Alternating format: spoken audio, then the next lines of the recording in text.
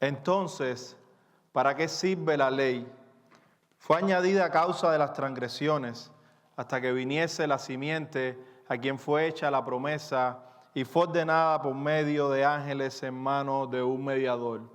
Y el mediador no lo es de uno solo, pero Dios es uno. Luego, ¿la ley es contraria a las promesas de Dios? En ninguna manera, porque si la ley dada pudiera vivificar, la justicia fuera verdaderamente por la ley. Mas la Escritura lo encerró todo bajo pecado, para que la promesa que es por la fe en Jesucristo fuese dada a los creyentes. Esta es la palabra del Señor. Gracias, Señor. Pueden sentarse, hermanos.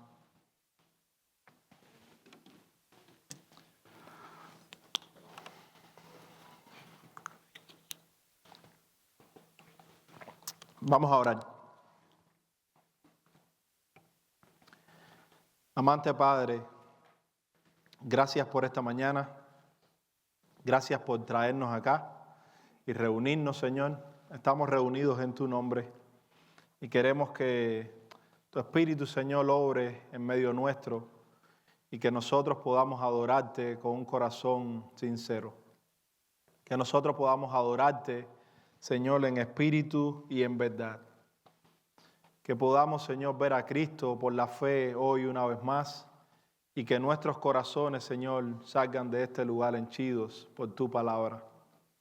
Ayúdanos a todos, Señor. Ayúdanos a comprender tu palabra y que tu palabra obre en nuestros corazones por la fe. Te ruego, Señor, que seas con aquellos que puedan estar escuchando, que no te conocen, que te puedan conocer hoy. Hoy es el día de salvación. Que te puedan conocer por medio de la predicación del Evangelio. Ayúdame a mí, Señor. Para esto, ¿quién es suficiente? Nadie, Señor. Te necesito que sea tu Espíritu quien hable a través de mí. Que yo pueda, Señor, menguar y que Cristo sea exaltado. Señor, te ruego que no tengas en cuenta mis pecados ni los de tu pueblo. Y usa, Señor, a este instrumento en tus manos. Perdónanos en Cristo Jesús y en su nombre oramos. Amén. Hermanos, seguimos desempacando la carta del apóstol Pablo a las iglesias allá en Galacia. En el último mensaje hace 2 domingos estuvimos terminando la porción del capítulo 3, versículos del 15 al 18. Y esta mañana nos enfocaremos en los versículos a partir del 19 hasta el 22 y después vamos a seguir hasta el final del capítulo, pero todo lo que se encuentra desde el 19 hasta el final del capítulo está bien unido, diría yo, o es una sola idea, pero vamos a estar separándolo en varios mensajes y si no me diera a tiempo terminar en el día de hoy, seguimos el próximo domingo que me toque predicar y avanzamos porque no tenemos apuros. No hay apuros con la palabra de Dios. El título que le he puesto al mensaje en la mañana de hoy es El carácter temporal de la ley. Y la idea principal es: la ley fue añadida temporalmente con la intención de revelar el pecado y a su vez conducirnos a Cristo.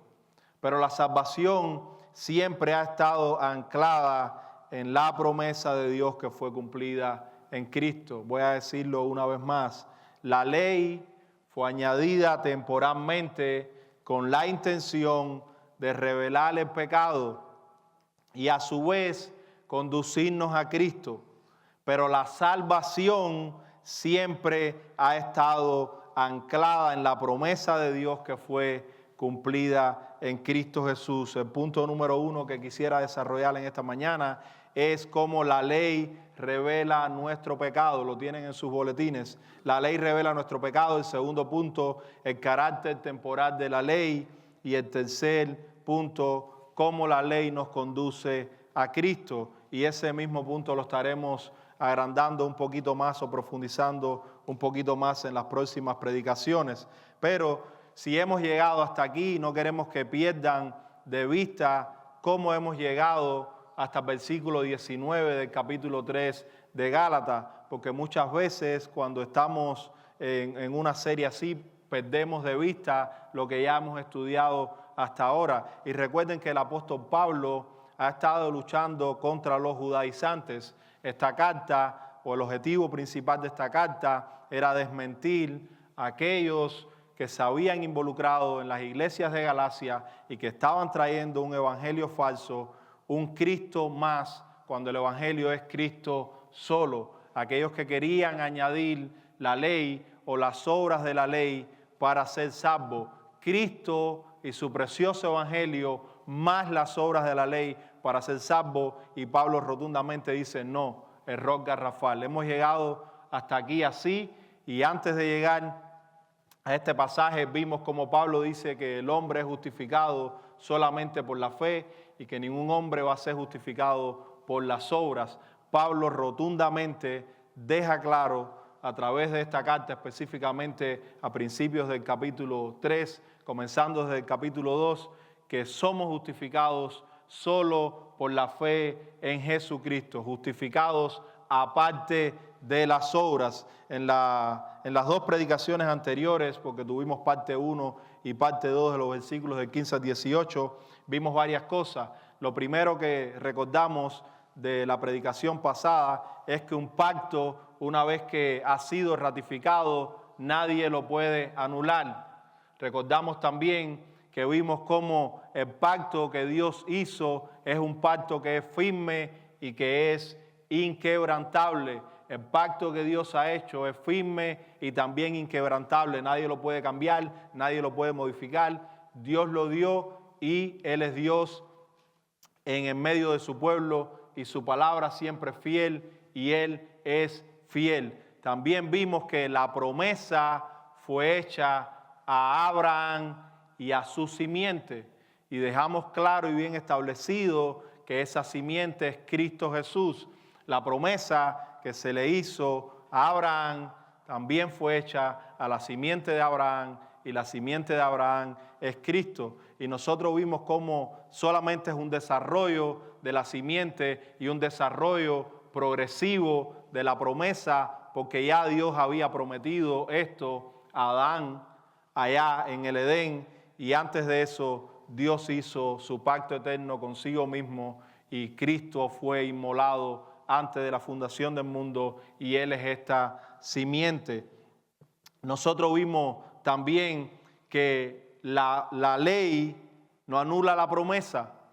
La ley que fue dada después de la promesa, Pablo dice 430 años después de la promesa, no la anula, no la invalida, porque la salvación no es por la ley, sino por la promesa que Dios hizo. La ley no invalida la promesa, la ley es posterior a la promesa y la ley es inferior en ese sentido a la promesa. Antes de entrar en materia, vamos a hacer unas aclaraciones que son muy pertinentes para que nosotros podamos entender mucho mejor lo que Pablo va a seguir diciendo a partir del versículo 19 hasta el final. Y es importante que presten atención a esto.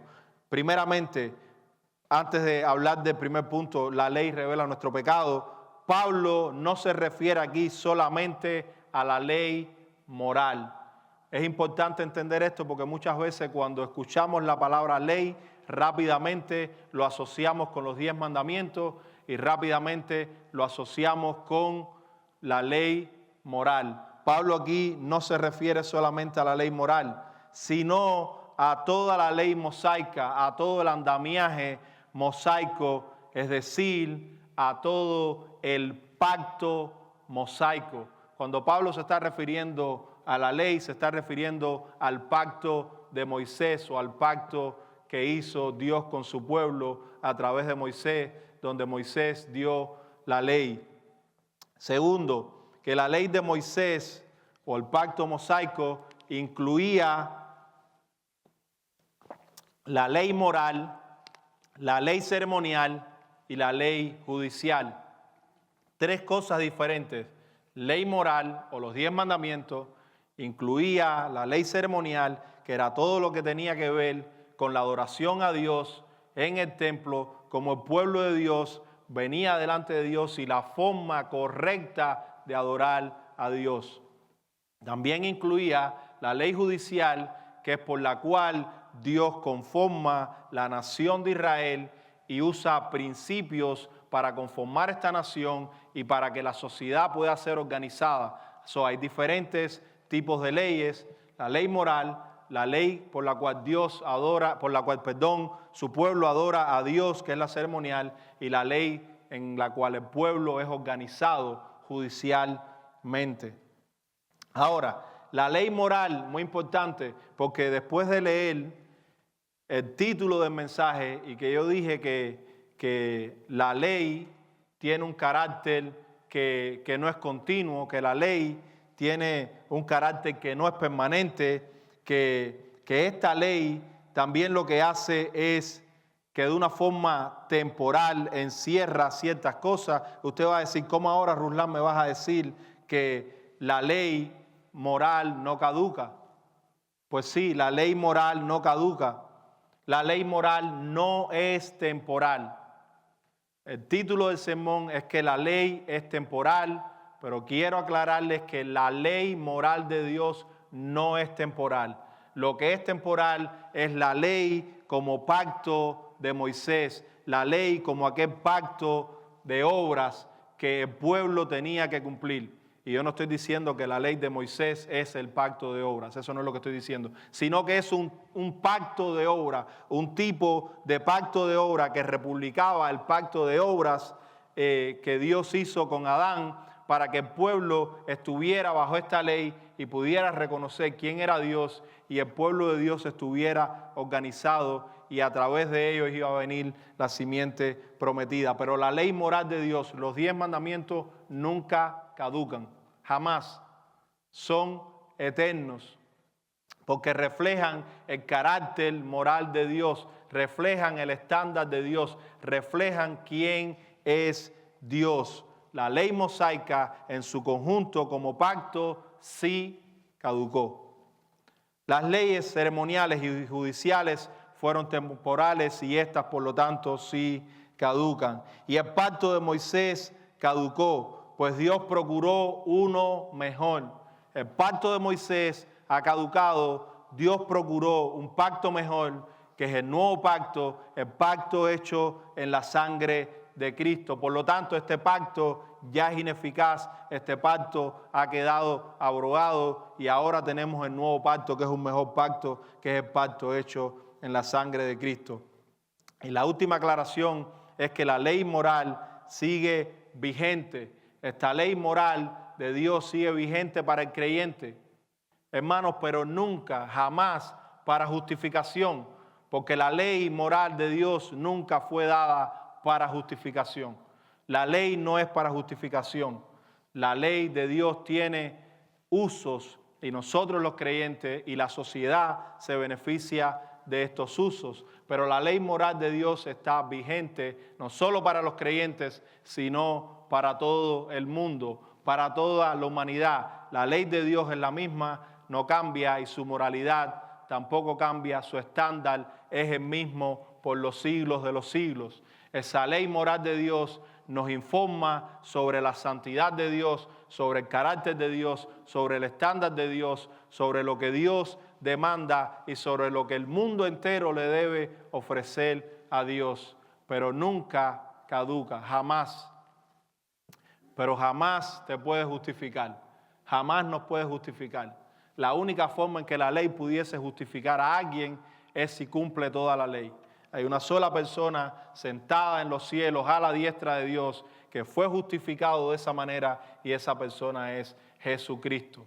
Por eso la ley no es mala y por eso la ley no es contraria a la promesa de Dios. Y Pablo dice, si la ley nos pudiera justificar, pero no nos puede justificar por causa de nuestros pecados, por causa de nuestra naturaleza pecaminosa.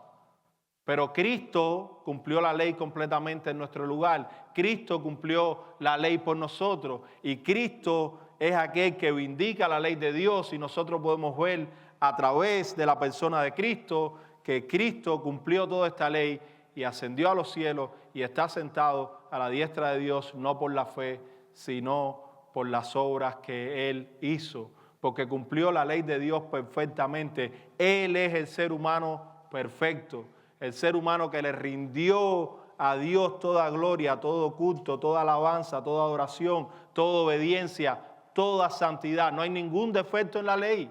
La ley no es defectuosa. Nosotros somos los defectuosos. Nosotros somos los pecadores. Pero la ley de Dios es santa, justa, buena y no tiene ningún problema, no tiene defectos. Pero no nos puede justificar a nosotros por causa de nuestros pecados. Pero la ley tiene otros usos que nosotros como creyentes las usamos y la sociedad también se beneficia de ella. Vamos a ver estos usos de la ley brevemente. Y vamos a ir entendiendo cómo la ley nos acusa, cómo la ley revela nuestro pecado. ¿Cuál es el primer uso de la ley? Es un uso que es pedagógico o un uso como un espejo, como yo lo he dicho en otras ocasiones. El primer uso de la ley es pedagógico o como un espejo, donde nosotros venimos y nos paramos delante de esa ley y esa ley nos habla primero de Dios, de su grandeza, de su magnificencia, de su excelencia, de su majestad, de su carácter. Nos habla de quién es Dios, eleva a Dios a su máxima expresión. La ley de Dios nos muestra a Dios santo, santo, santo. ¿Y qué hace también la ley? Revela nuestro pecado. Revela nuestro pecado. Por eso Pablo diría, y la pregunta que se levanta automáticamente en el versículo 19 es, entonces, ¿para qué sirve la ley? Si la ley es inferior a la promesa y si la ley no me puede salvar y si la ley no me puede justificar y si la ley no abroga la promesa que fue dada anteriormente, ¿para qué nos sirve la ley? ¿Para qué sirve? Y Pablo dice, fue añadida a causa de las transgresiones, fue añadida a causa de nuestros pecados. ¿Para qué? Para que nuestros pecados se mostrasen pecado y para que pudiésemos ver la majestad de Dios y para que también ver que no podemos salvarnos por la ley y para ver la necesidad que tenemos del Salvador, que necesitamos a Cristo, porque cuando la ley se para como un espejo delante de nosotros, revela nuestro pecado. Hermano, esto solo si somos sinceros. Si somos sinceros delante de Dios, la ley va a revelar el pecado que tenemos delante de Dios, porque la ley nos va a mostrar que nos quedamos cortos, que no llegamos al estándar de Dios, que delante de la santidad de Dios nosotros siempre estaremos cortos. Y cuando la ley hace eso, revela el pecado en nosotros, entonces dirige nuestra mirada hacia la necesidad que tenemos del Salvador. Por eso después a partir del capítulo 23, Pablo nos va a decir que la ley fuese ayo, fuese tutor que nos condujo hacia Cristo. Ese es el primer uso de la ley, pedagógico, como un espejo, mostrando a Dios en su majestad, mostrándonos a nosotros cómo somos, nuestro pecado, reconociendo nosotros nuestro pecado y la necesidad de Dios, la necesidad de Cristo como nuestro Salvador. El segundo uso es el civil o restrictivo. La ley refrena la maldad en la sociedad. Nosotros vemos cómo aún gobiernos que no son creyentes, gobiernos que no son cristianos, para decirlo así, o gobiernos donde lo que predomina principalmente no es el cristianismo. A propósito, no hay ningún gobierno que sea cristiano.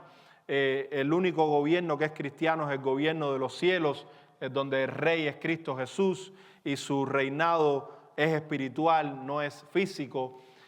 Cuando nosotros vemos estos gobiernos, vemos cómo ellos usan la ley de Dios como principio, la ley de Dios como principios rectores, y usan principios de la ley moral de Dios para establecer leyes, para establecer cómo las personas se pueden desarrollar en una sociedad. Bueno, esto es de manera civil o manera restrictiva, cómo la ley de Dios refrena el pecado y la maldad en la sociedad a través de leyes que hablan o que replican la ley moral de Dios. Y su último uso en normativo o didáctico es que nosotros los creyentes, este es para nosotros los creyentes, como la ley de Dios nos guía en nuestras vidas diarias con respecto a la obediencia y a la santidad. cómo usamos la ley de Dios diariamente para que nos guíe en nuestra obediencia y en nuestra santidad progresiva, cómo crecemos en el Señor. Aquí no estoy diciendo yo que la ley es usada para santificarnos, eso no es lo que estoy diciendo. Tampoco estoy diciendo que la ley es usada para el crecimiento en obediencia. Nuestro crecimiento en obediencia es por gracia, nuestro crecimiento en santidad también es por gracia. Pero como la ley nos informa del pecado que tenemos en nosotros y la ley nos informa de la majestad y de la santidad de Dios, podemos ver a través de la ley qué es lo bueno y qué es lo malo, y nos sirve como una guía por la cual cuando nosotros estamos siendo tentados o nosotros estamos cayendo en pecado, o aún cuando caemos en pecado, la ley nos recuerda y nos dice: viste que eres un pecador, necesitas a Cristo. La ley, el creyente la usa como esa guía en su vida diaria que nos sigue mostrando nuestra incapacidad en la carne y nos sigue mostrando la majestad de Dios y nos sigue mostrando la profundidad de nuestro pecado, para que nosotros sigamos confiando en Jesús, para que sigamos creyendo el Evangelio, para que por la gracia de Dios sigamos caminando en pos de Cristo. Pero no somos santificados por la ley, no crecemos en obediencia por la ley. Nunca podríamos hacerlo porque tendríamos que hacerlo perfectamente. Y no podemos hacerlo perfectamente. Y lo que Dios demanda y requiere a través de la ley es perfección. Pero lo que no podemos cumplir, la perfección, Dios nos los ha regalado en Cristo Jesús perfectamente. Nosotros los creyentes somos cumplidores de la ley en Cristo Jesús, no en nosotros mismos. Vamos a ver un pasaje que está en la primera carta que escribiera el apóstol Pablo a su hijo en la fe, Timoteo, en el capítulo 1, y vamos a entender un poquitico cómo usamos la ley incorrectamente. ¿Cómo es que nosotros podemos usar la ley incorrectamente? Y para redimir el tiempo, iba a empezar desde el versículo 3, pero vamos a empezar desde el 5. Pues el propósito de este mandamiento es el amor nacido de corazón limpio y de buena conciencia y de fe no fingida, de las cuales cosas, desviándose algunos, se apartaron a vana palabrería, queriendo ser doctores de la ley, sin entender ni lo que hablan ni lo que afirman. Pero sabemos que la ley es buena. Escuchen el apóstol Pablo, hermano.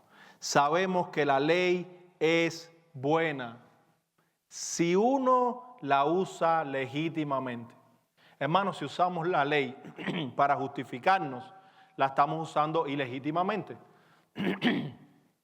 Si usamos la ley para crecer en obediencia y santidad, agarrándonos de los principios de la ley y queriendo cumplir la ley diariamente, en nuestra obediencia y santidad la estamos usando ilegítimamente. La ley es buena si la usamos legítimamente. Conociendo esto, que la ley no fue dada para el justo, sino para los transgresores y desobedientes, para los impíos y pecadores, para los irreverentes y profanos, para los parricidas y matricidas, para los homicidas, para los fornicarios, para los sodomitas, para los secuestradores, para los mentirosos y perjuros, y para cuanto se oponga a la sana doctrina, según el glorioso evangelio del Dios bendito que a mí me ha sido encomendado. La pregunta es, hermano, ¿cuánto de esto que dice aquí somos nosotros? Porque Pablo dice que la ley no fue dada para el justo, sino para los pecadores, es lo que está diciendo. Pero automáticamente después de esto, que no lo vamos a leer, Pablo dice que él era un pecador, que él era un blasfemo, que él era perseguidor de la iglesia. Entonces lo que tenemos que entender, que todas estas características, todos estos pecados o acciones pecaminosas, o toda esta pecaminosidad que se describe aquí, hermanos, todos nosotros estamos aquí. Porque Santiago dice que el que violara un punto de la ley se hace culpable de todos. Nosotros los seres humanos somos culpables de todos los pecados, porque al romper un mandamiento de la ley nos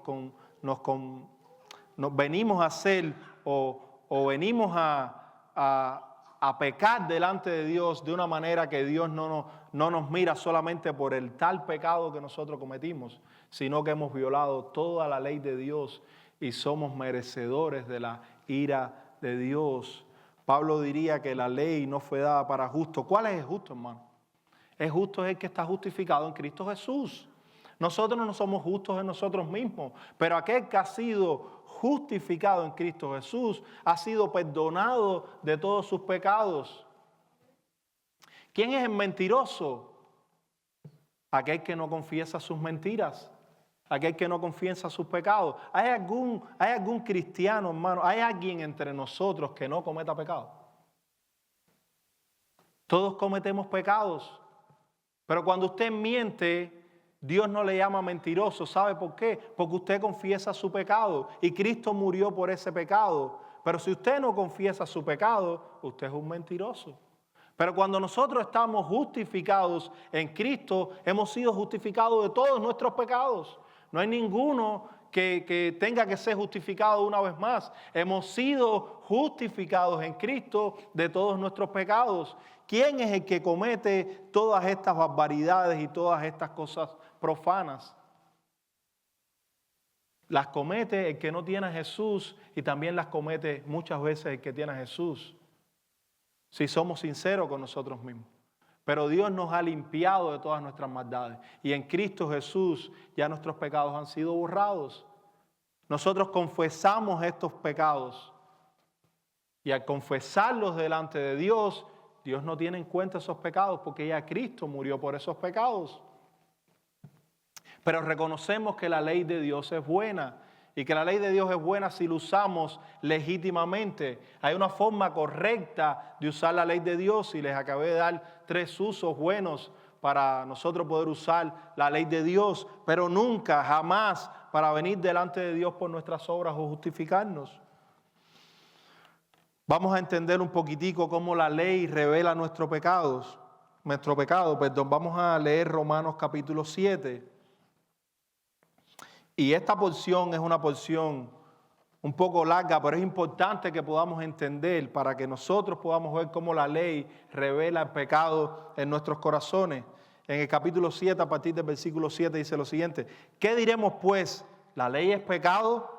En ninguna manera. Pablo afirma rotundamente que la ley no es pecado. Los que somos pecadores somos nosotros. La naturaleza pecaminosa la tenemos nosotros. Una vez más, no hay nada malo en la ley. La ley es buena. Pero yo no conocí el pecado sino por la ley, porque tampoco conociera la codicia si la ley no me dijera no codiciarás. En Gálatas capítulo 3, cuando Pablo hace esta pregunta y dice, bueno, ¿para qué sirve entonces la ley? Pablo dice, fue añadida a causa de los pecados, a causa de las transgresiones. Y Pablo está diciendo aquí que él no conociera la codicia si la ley no dijera no codiciarás, el 10º mandamiento. Y Pablo también diría que cuando ese mandamiento tomó ocasión de él, su pecado, ¿qué hizo? Él murió, porque el 10º mandamiento lo mató. Ahora usted se podría preguntar, y vamos a leerlo un poquito más adelante, donde Pablo dice que un tiempo él vivía sin ley. ¿Cómo Pablo podría vivir sin ley? Si Pablo era un estudioso de las Escrituras, Pablo era un aventajado de su época en el Antiguo Testamento, que era lo que se conocía hasta ese momento.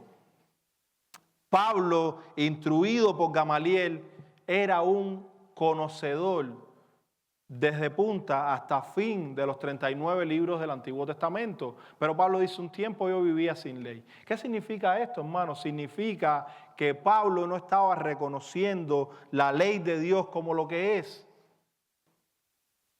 Pablo no estaba viniendo delante de la ley de Dios y viendo la ley de Dios en toda su majestad, sino que él externamente era un cumplidor de la ley. Pero Pablo conocía la ley muy bien cuando dijo que vivía un tiempo sin la ley. Pero no reconocía la ley de Dios en su total majestad para mostrarle a Dios en su santidad y mostrar su pecado como es. Dice, mas el pecado tomando ocasión por el mandamiento produjo en mí toda codicia, porque sin la ley el pecado está muerto. Y yo sin la ley viví en un tiempo, pero venido el mandamiento el pecado revivió y yo morí. Es lo que acabo de explicar en este momento. Lo que significa no es que Pablo no conocía la ley, él la conocía muy bien, pero la ley no estaba haciendo el efecto en sus corazones que debería hacer. Y hallé que el mismo mandamiento que era para vida, a mí me resultó para muerte, porque el pecado tomando ocasión por el mandamiento me engañó y por él me mató. De manera que la ley a la verdad es santa y el mandamiento santo, justo y bueno. Luego lo que es bueno vino a ser muerte para mí en ninguna manera. Pablo sigue enfáticamente diciendo no hay ningún defecto en la ley. El defecto está en nosotros, en nuestra naturaleza corrupta, en nuestra naturaleza distorsionada. La ley es buena, no hay imperfección en la ley.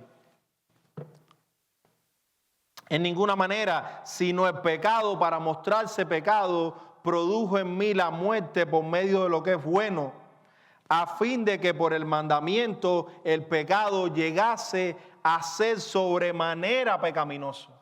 Lo que está diciendo esto no es que la ley se introdujo para que nosotros entonces veamos la ley y pequemos más y más y más y más. Y Pablo también, contrariamente a esta idea, diría para que la gracia abunde. Pablo está diciendo no es así. Nosotros pecamos y pecamos y pecamos, pero la ley lo que hace es venir y mostrarnos ese pecado. No es que vamos a pecar más, sino que la ley hace visible delante de nosotros que nosotros somos pecadores, que merecemos infierno, que merecemos castigo, que merecemos condenación, que merecemos la justa ira de Dios, que necesitamos a Cristo el Salvador.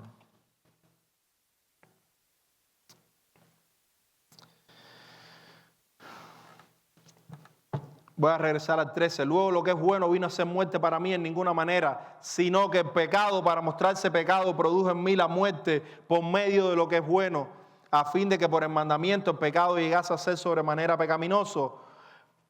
Porque sabemos que la ley es espiritual, mas yo soy carnal, vendido a pecado. Porque lo que hago no lo entiendo, pues no hago lo que quiero, sino lo que aborrezco, eso hago. Y si lo que no quiero esto hago, apruebo que la ley es buena. De manera que ya no soy yo quien hace aquello, sino el pecado que mora en mí. Y yo sé que en mí, esto es, en mi carne no mora el bien, porque querer el bien está en mí, pero no el hacerlo.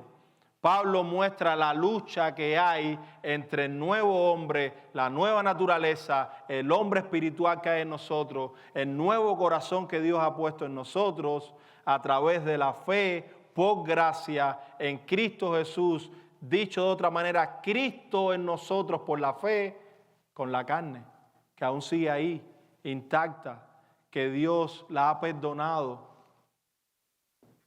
Esta lucha que hay entre nuestra carne y el Espíritu que mora en nosotros, porque Dios mora en nosotros, el Espíritu Santo es Dios. Hay una lucha constante en el creyente que quiere hacer lo bueno, esa es la nueva naturaleza. Y por ahí hay un viejo hombre, hay un malvado que le dice, no hagas eso, esto es lo que está bueno. Y por acá entonces el nuevo hombre le dice, cállate. Y hay esa lucha entre la carne y el espíritu que no cesa. Gloria a Dios por esa lucha. Esa es una evidencia de que somos creyentes. Es una buena evidencia de que somos cristianos. Si tenemos esa lucha, usted puede decir, es una buena evidencia de que yo soy un creyente. Seguimos perseverando. Y a propósito, esa lucha no va a terminar. Y yo quiero esa lucha todos los días de mi vida. ¿Por qué? Porque yo quiero ver todos los días de mi vida quién soy yo en mi carne y la nueva persona que soy en Cristo Jesús. Y quiero que el Espíritu Santo todos los días de mi vida me siga diciendo, gloria a Dios por el Salvador, sigue mirando a Cristo, en tu carne no mores bien. Necesitamos esa lucha constantemente. Cuando no ve esa lucha, preocúpese. Preocúpese cuando no ve esa lucha. Dice el 19, porque no hago el bien que quiero, sino el mal que no quiero, eso hago. Y si hago lo que no quiero, ya no lo hago yo, sino el pecado que mora en mí. La vieja naturaleza levantándose, ese viejo hombre podrido, corrupto, distorsionado, es el que se levanta.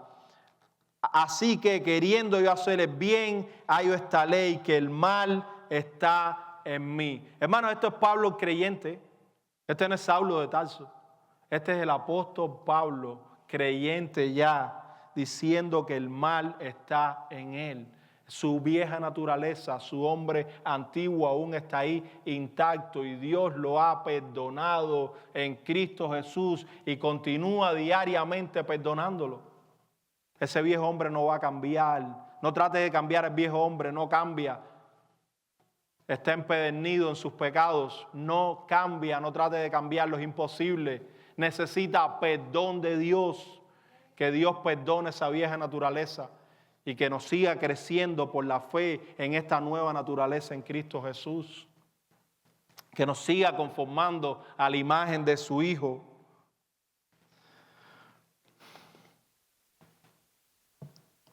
Porque según el hombre interior, me deleito en la ley de Dios. Hermano, la ley es buena. En el hombre interior nos deleitamos en la ley de Dios, porque el hombre interior, Cristo en nosotros, reconoce que Cristo es bueno, que Dios es bueno, que sus mandamientos son buenos, que Él es santo, que Él es puro, que quiero ser como Cristo, que no quiero quedarme como estoy.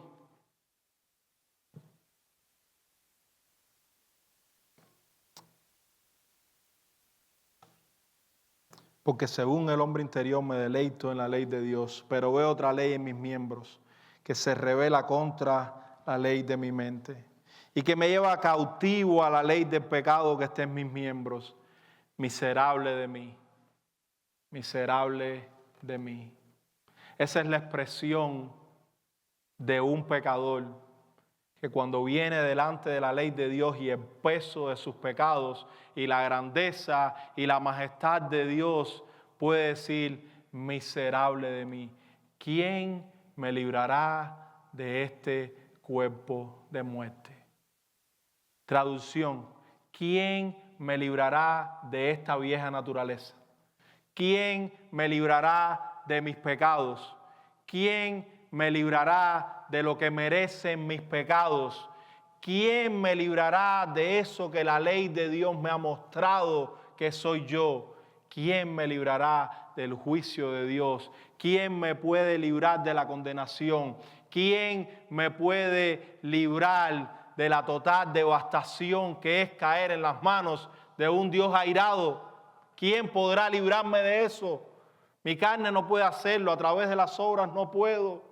Cada vez que me acerco, la ley me dice, no puedes, te quedas corto, eres imperfecto. ¿Quién me puede librar?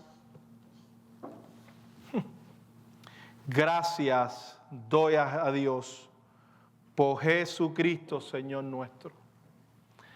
Así que yo mismo, con la mente, sirvo a la ley de Dios, mas con la carne a la ley del pecado. Gloria a Dios por Jesucristo, quien nos ha librado y nos continúa librando cada día de nuestros pecados, pero que en Él ya nuestros pecados todos han sido perdonados. Cristo es aquel que ha librado a este miserable y a ustedes también. Si todos son creyentes aquí, Cristo ha librado al miserable en usted y en mí. Así diría aquel publicano: ten misericordia de mí, el pecador. Ten misericordia de mí, el pecador. Y Cristo dijo, aquel fue justificado a su casa. No el otro. El que dijo, ten misericordia de mí, fue justificado a su casa. Vamos a hacer una transición al segundo punto, que es el carácter temporal de la ley. En la segunda parte del versículo 19 de Gálatas 3 dice, hasta que viniese la simiente a quien fue hecha la promesa. Hermano, la palabra clave aquí es hasta. Tiene un propósito, tiene un tiempo, tiene una fecha de caducidad. Iba a caducar en un tiempo. ¿Cuándo? Cuando viniese la simiente. Pero una vez más, no la ley moral de Dios, sino el pacto mosaico, la ley con respecto al pacto mosaico iba a venir a caducar. Esto indica un propósito temporal en la historia de la redención. La ley, el pacto mosaico tenía un propósito temporal. En toda la historia de la redención, la ley tuvo un propósito temporal. ¿Por qué? Porque la ley nos mostraba cómo Dios necesita ser adorado, cómo Dios demanda ser adorado. Y vemos ahí el templo en el medio del pueblo de Dios y todas las ordenanzas y todas las leyes y todos los mandamientos de cómo el pueblo debía acercarse al Dios santo, de aún cómo los sacerdotes debían acercarse al lugar santo y más aún al lugar santísimo, aquellos que entraban al lugar santísimo, cómo es que debíamos adorar al Dios verdadero. Y teníamos no solo todas estas leyes ceremoniales y las fiestas y los rituales y todas las celebraciones, y teníamos también todas las leyes judiciales que conformaban y que moldeaban la vida de este pueblo, pero hasta que llegase la simiente prometida. Hasta el día que llegase la simiente que fue prometida antes de la ley. La simiente que iba a venir, iba a cumplir todo ese pacto mosaico que era temporal y que cumplía una función en el plan redentor de Dios. La simiente vino y cumplió todo ese pacto completamente, incluyendo la ley moral. Entonces ya los rituales, las fiestas, el templo, los mandamientos, las ordenanzas de cómo hay que dirigirse, de cómo hay que acercarse, ya todo eso quedó obsoleto, ya todo eso quedó atrás, porque la simiente vino y al venir cumplió el pacto y al cumplir el pacto ya no hay más nada que hacer. Ahora, ¿a dónde tenemos que venir? ¿Al templo físico? No, gloria a Dios, hermana, a Cristo.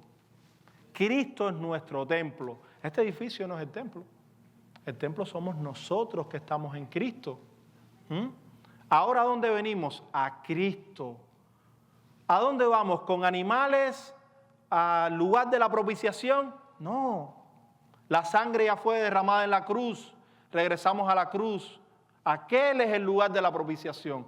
Aquel es el lugar donde Dios propició todos nuestros pecados, donde Dios saldó toda la deuda, donde Dios miró a su Hijo, lo castigó, sangre fue derramada, fue puesto a muerte y Dios quedó satisfecho, su ira quedó satisfecha.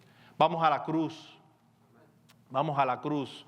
No vamos a Jerusalén, no vamos a Jordán, no vamos al templo que ya no existe, que fue destruido 70 años después, en el año 70.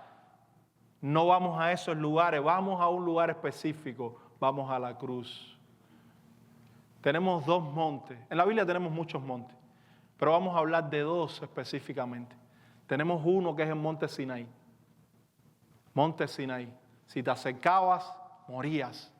Se veía el humo, la majestad de Dios, su grandeza. Si aún un animal se acercaba, moría. Moisés tuvo que cubrir su rostro. El pueblo también. Era tanto lo que se venía que si alguien se acercaba, moría. Pero tenemos otro monte.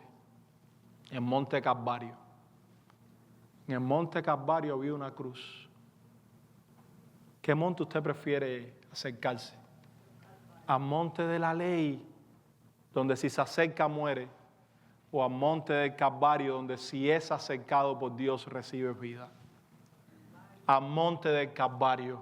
Necesitamos ser acercados a ese monte Calvario, a esa cruz. No a Sinaí, sino a la cruz.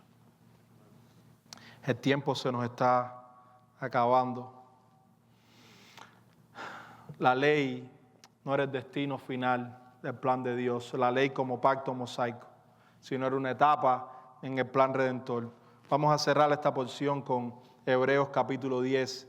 Ya con este pasaje terminamos y la siguiente predicación vamos a terminar este punto número 2 y entrar en el 3 y seguir expandiendo Dios primero.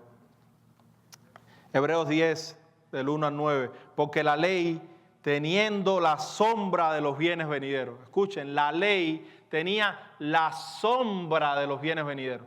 La ley era solamente una imagen, era una sombra, no era lo verdadero. Dice que no tiene la imagen misma de las cosas. Nunca puede, por los mismos sacrificios que se ofrecen continuamente cada año, hacer perfecto a los que se acercan.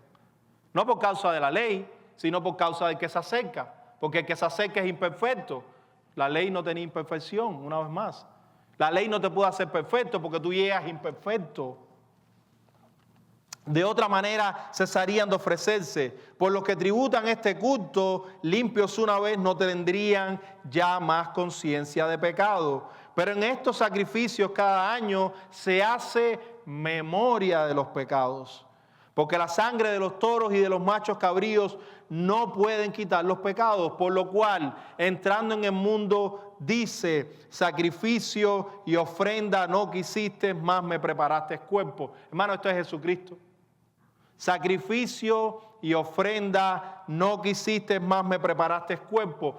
Cristo Jesús es la segunda persona de la Trinidad y entró en nuestra historia humana con un cuerpo humano.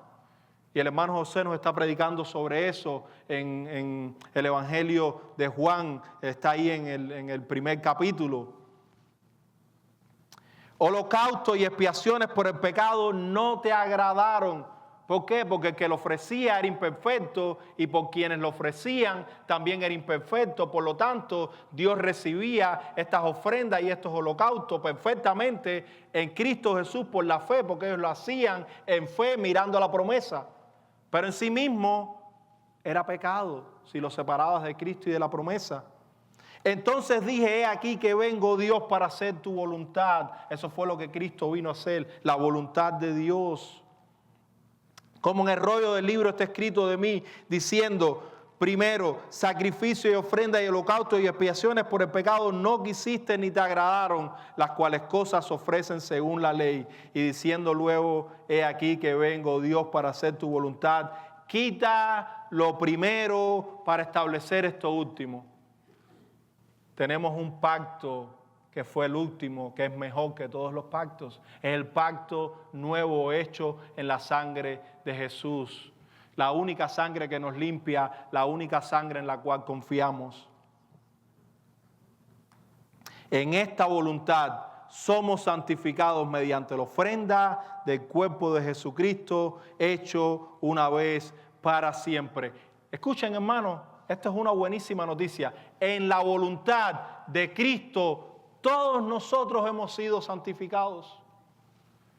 Porque cuando Cristo vino y tomó cuerpo humano y vivió entre nosotros y cumplió toda la ley de Dios y hizo todo lo que Dios demandaba, lo hizo no para Él, sino para nosotros. Él es Dios, Él no necesitaba venir a esta tierra. Pero vino a esta tierra a cumplir aquel pacto eterno de Dios. Y cuando vino en esa voluntad, dice el escritor de Hebreos, todos nosotros fuimos santificados. Hemos sido santificados en Cristo Jesús. Si usted es un creyente y está aquí hoy, sepa usted que en Cristo Jesús no solo ha alcanzado justificación, sino que también tiene toda la obediencia y toda la justicia y toda la santidad que Dios requiere. Y eso ahora nos libera para amar a Dios, nos libera para amar a nuestro prójimo, nos libera para caminar en pos de Dios, en pos de la obediencia y la santidad. Nos libera porque ya nosotros no tenemos que cumplir algo, sino que lo hacemos con un nuevo corazón, con un nuevo deseo, con una nueva identidad. Vamos a terminar aquí, hermanos, y que Dios nos ayude a seguir desenglosando o desempacando todo este pasaje hasta el final del capítulo y después seguimos con el capítulo 4. Vamos a orar.